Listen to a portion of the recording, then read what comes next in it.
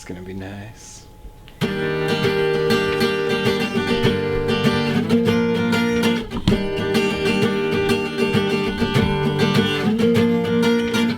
Okay, so the album recording started in I think early October, and we probably wrapped up the tracking at that house by the beginning of November, and then I spent the next few weeks doing edits.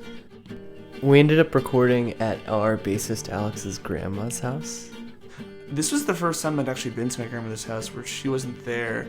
It was kind of fun being there because I knew the place so well. It was interesting to see everyone else's interactions with things. I kind of know it as this part of my life, and it felt nice to share that with everyone else.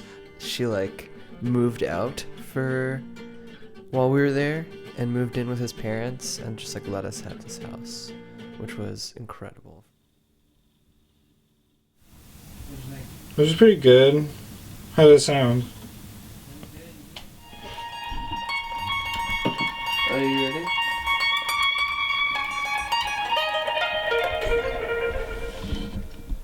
No, dude, I'm not. I am now, though. Ryan broke his hand after he got back from Korea in a fit of rage. I get an email from Ryan to all of us saying that he broke his hand. And it was a really short email. He was saying he broke his hand, he's going to the hospital, and they had taken care of right away, but we had to cancel these shows. And I was freaked out, and I thought, did we just blow the record? Ryan broke his hand so severely that they had to put pins in it to secure the bones together. We were all terrified. We didn't know what we were going to do. We didn't know if we were still going to record this on time or at all. We didn't know what the hell was going to happen. It's chilling to think you have so much momentum building up. Things were finally happening for us. I mean, we had a record deal. We got all the equipment we're going to rent. We had all these songs written. It was all planned out, and this wrench was just thrown in the equation. And he recovered right before he was about to record. The day before we started recording his guitar parts, he got the pins out, and he nailed them.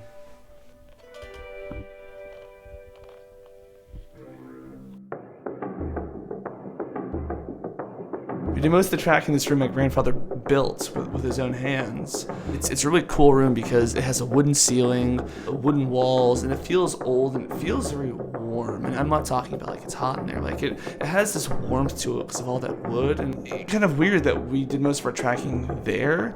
I feel like a lot of studios have rooms that look like this, and we have the luxury of having one already built for us 30 years ago.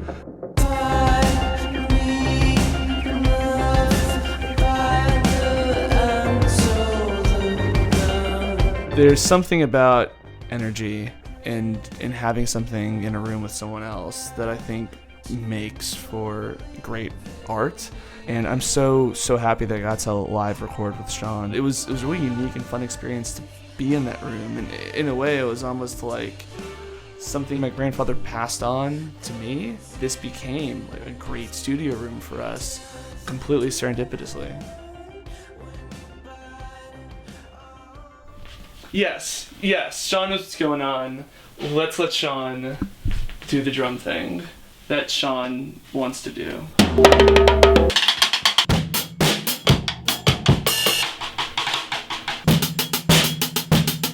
Sean's crazy good at drumming. He's a mathematician as well. His playing, while it maintains a lot of humanity, also lends itself to being recorded to a metronome without crushing the life out of the performance. I think he sort of plays so steady already that it's that is his performance. Synesthesia to me means a lot more than it did before the album. I think the biggest thing we learned from making the record the way we did was that it really worked for us to not be in a recording studio. That was the really beneficial thing about having a house, was it just felt like and we're just hanging out, recording an album. I think hanging out in the house together was probably, for the sake of cohesiveness in our like album, awesome. And I definitely feel like we all got much closer as a band through like just the sort of long hours of sitting there sort of toiling over stuff. It was a real bittersweet moment to be done. I mean, it was great in that we accomplished all these things, but it was kind of like going to camp with like 3 of your best friends and just hanging out all the time and just doing what you love best. It's strange because there for me was a bit of feeling of like, oh man, this is like sort of done now. Like we spent so much time together writing all these songs, and like now we're tracking them and sort of putting them to rest in a way. And I remember consciously thinking a few times like, is this the last time I'm going to close this Logic project ever? Which is kind of shouldn't feel like anything, I guess, but it did. We wrote a lot of these songs and played them live for a long time before recording them, and I'm really just excited to go out and play. I think as we've gotten the arrangements tighter and tighter and worked the songs out to the point where they are now, it feels really good playing them live and seeing people react, and I want to get better at performing. We've got a lot of work ahead of us, but I think that's the thing I'm most excited about personally, is just like touring and all that stuff.